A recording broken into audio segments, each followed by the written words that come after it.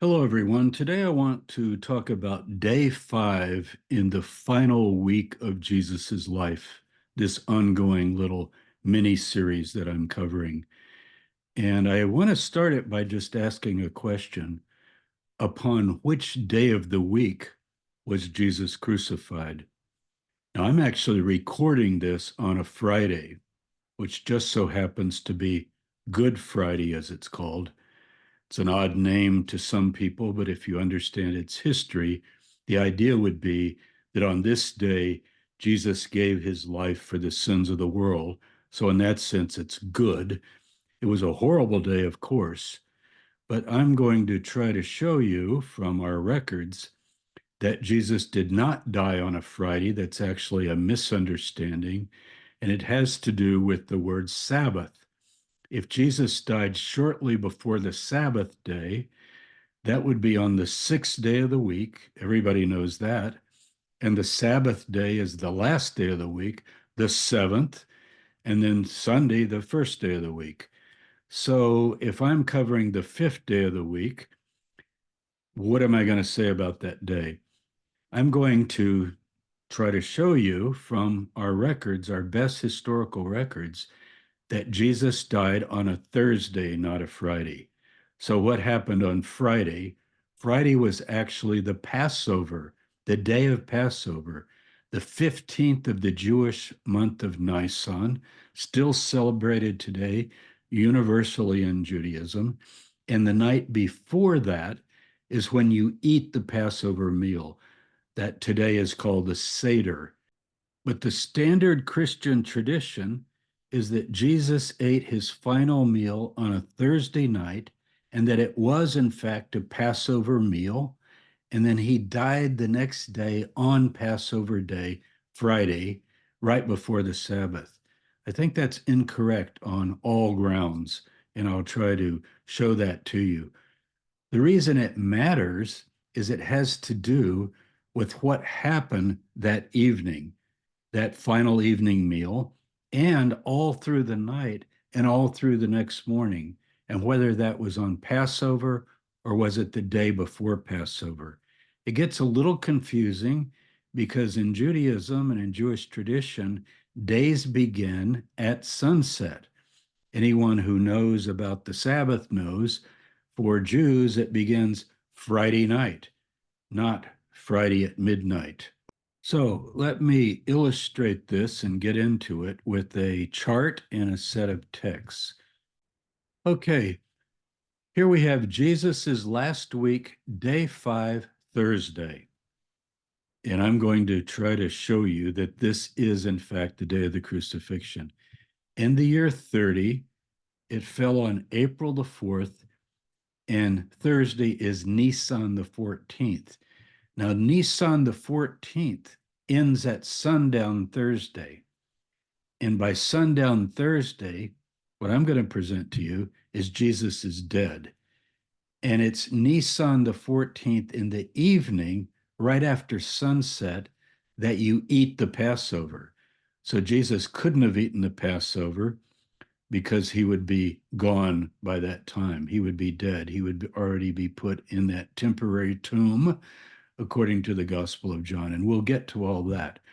But here's why people are confused. Here's a days of the week chart that you can easily follow of events surrounding his crucifixion. So in the previous video, day 4, which was Wednesday, we don't have a lot of activity recorded. Mark, that's the gospel we're mainly following in terms of the narrative, says it was 2 days before Passover. So notice Thursday, Friday. Friday is the Passover. So 2 days before Passover would be Wednesday. And on that night in the evening, which would start Thursday according to the Jewish days, because you begin the day at sunset, but we call it Wednesday night. So Wednesday night, Jesus met with his disciples for what we call today the Last Supper. And many people think of that as a Passover meal. But the Passover meal is the next evening on Thursday after Jesus is already dead.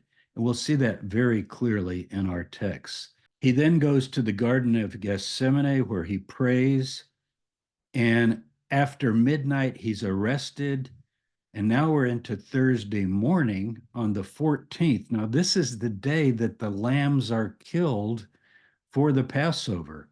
So they haven't eaten the Passover because Nisan the 14th is the day of the killing of the Passover lambs. That's recorded in Josephus. It's recorded in the Hebrew Bible that on the evening of the 14th, as you're going into the 15th, so after sundown, people eat the Passover. So then you have Jesus taken to the high priest. We're going to study all of that next, but I want to get the chronology straight first. And finally taken to Pontius Pilate, the governor, and even Herod Antipas, according to the Gospel of Luke. So all of that is the early morning of Thursday. The crucifixion is at 9 in the morning, and Jesus is dead by 3 p.m. And remember, they're hurrying to get his body into the tomb before the Sabbath day. And what people do then is they jump a day and they say, oh, the Sabbath day, well, that would be Friday.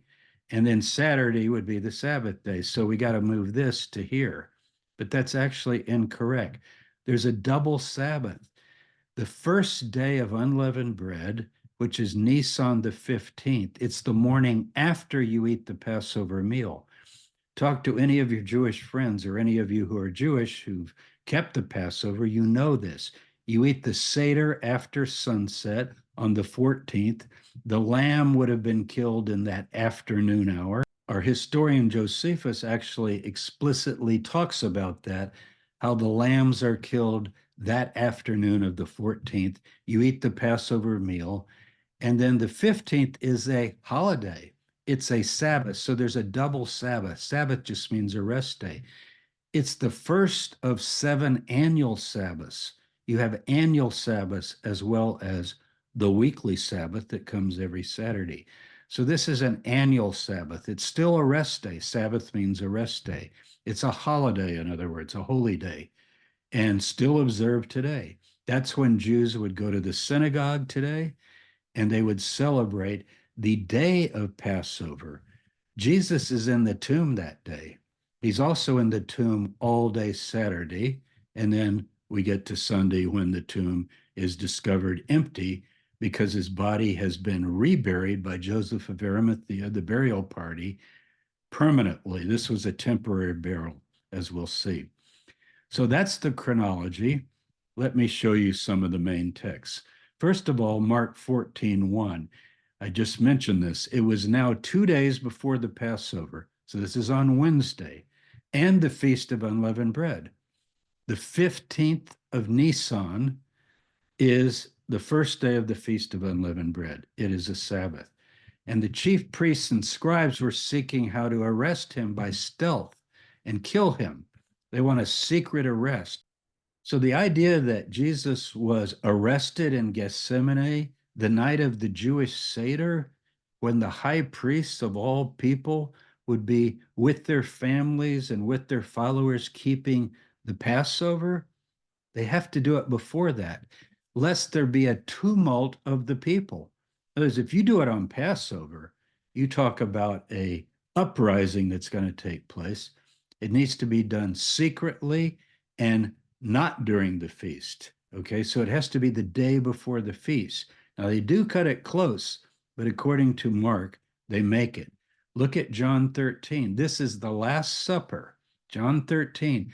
Now, before the feast of the Passover. So John knows it's before Passover. This is not the Passover meal. This is not the Seder. I know people think it is, but it isn't. It's a misunderstanding of a verse in Mark that I'll talk about later. Before the feast. Also, when they lead Jesus away from the house of Caiaphas, this is in the wee hours of the morning, and it's before the Passover. Notice, it's early. They don't enter the praetorium where Pontius Pilate has his military headquarters, I think in Herod's palace, just outside Herod's palace, so that they might not be defiled, but might eat the Passover. So they're going to eat the Passover that night, Thursday night. And then Friday is Passover day, it's a Sabbath, the 15th. It's very, very clear when you put these together. Now, John explains it for people that don't understand that it's a double Sabbath. Notice, now it was the day of preparation of the Passover. Okay. Everybody reads it as for the Sabbath, like a Friday. It's preparation for the Passover. You have to start preparing for the Passover. And that's why Jesus tells his disciples on that day in the afternoon before, begin to prepare the Passover. But then that night at the meal, he says, I wanted to be with you for Passover this year, but I'm not going to eat it this year. Okay. And there are texts about that, and we'll look at them, not today, but I just want to make this day of the week point. So, since it was the day of preparation, in order to prevent the bodies from remaining on the cross on the Sabbath. Now, look at this. For that Sabbath was a high day. A high day means one of the high holy days. There's 7 of them, right? There are 2 at Passover on the 15th and on the 21st. And then you have Pentecost or Shavuot. And then you get to the fall, you have Rosh Hashanah, then you have Yom Kippur, and then you have the Feast of Tabernacles. If you add all these up, these are all special Sabbath days, the annual Sabbath. Many of you would be aware of that. And so they're hurrying to get the bodies off the cross. They're not going to leave them for the Passover. So the idea that Jesus was crucified on Passover day, he's crucified the afternoon before Passover on Thursday, not on Friday. And notice Paul, who is really our earliest witness, he does not call it Passover. He says, on the night Jesus was betrayed. If it was Passover, he would have said, and on the night of Passover, Jesus was betrayed and took bread and wine and so forth. He knows it's the night he was betrayed. And he says earlier in 1 Corinthians, this is 1 Corinthians 11:23, he says, Christ our Passover is sacrificed for us. That would be the day before when they kill the Passover offering. But the night before is the night he was betrayed. And then finally, we have a Talmudic reference in the Babylonian Talmud. They hung Yeshua, that's Jesus, Yeshu, it's spelled, on Erev Pesach. Look it up. Erev Pesach is the day before Passover. It's the day of preparing for the Passover. So the word Passover can be confusing to people. So basically, in any year, it's the same. You have the day the lambs are slaughtered for the meal that evening, okay? And that's called Erev Pesach. And they hung Yeshua on Erev Pesach. And then the next day is Passover day itself. So you prepare, notice prepare, it's a high day, and you're getting ready for the Sabbath, which in this case is a Friday. So it's really pretty simple. I'm just going to put this out today on Good Friday. Does it matter? I think it's important to get our facts straight, and I think it does matter.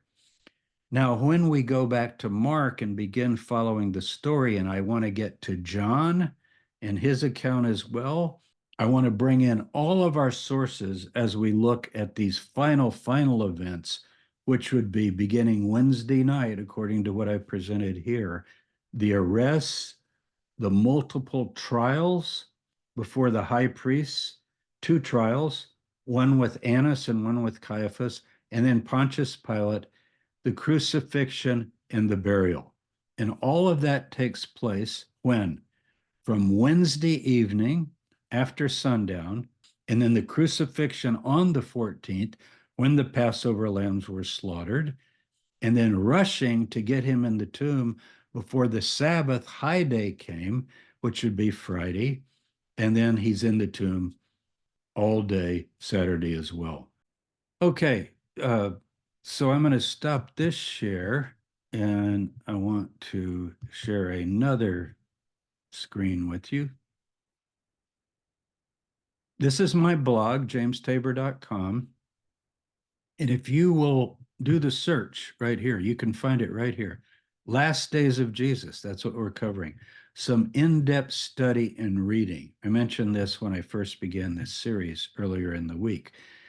Here's Holy Week, Easter, Sunday, when did he die, and so forth. This is a comprehensive post, a blog post.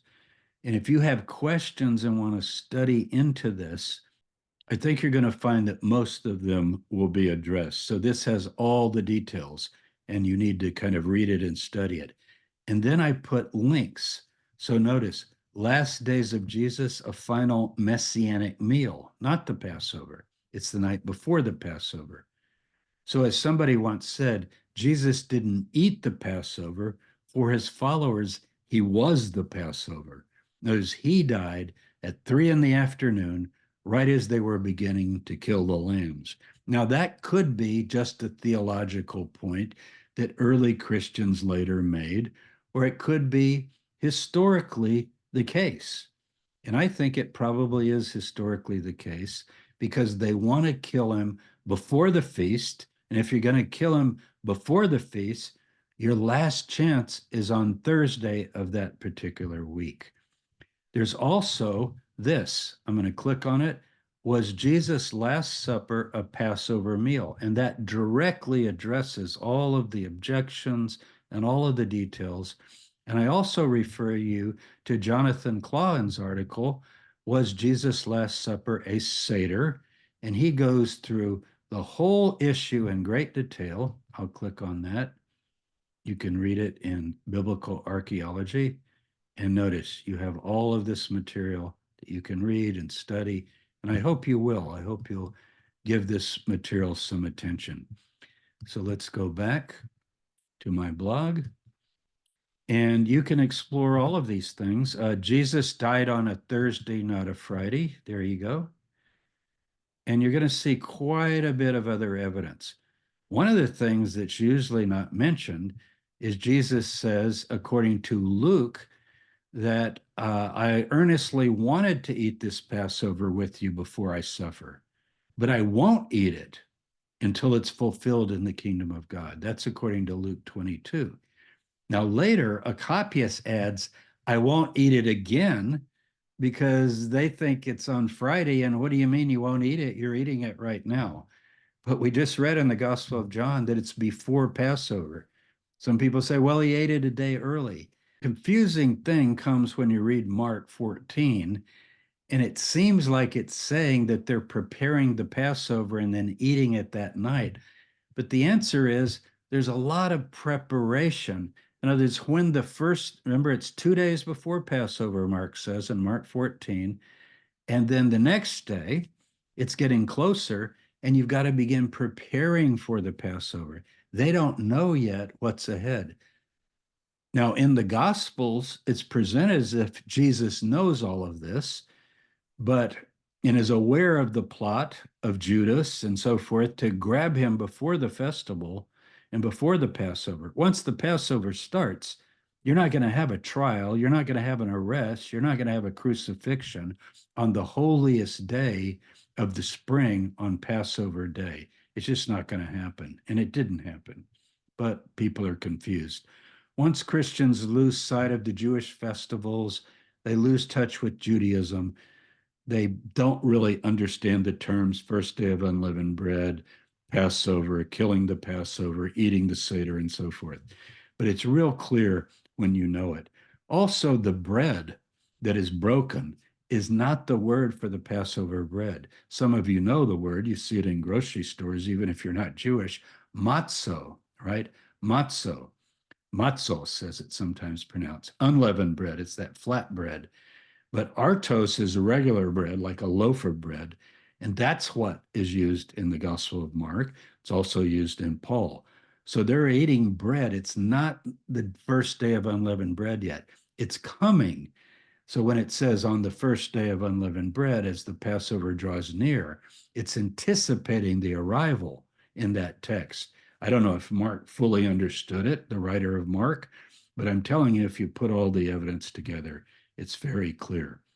So there's a lot more that you can delve into here, and I hope that'll be clear. And I think it does matter because I think it's important to get these events straight in terms of the days of the week and the days of the Jewish month so that you can understand the events.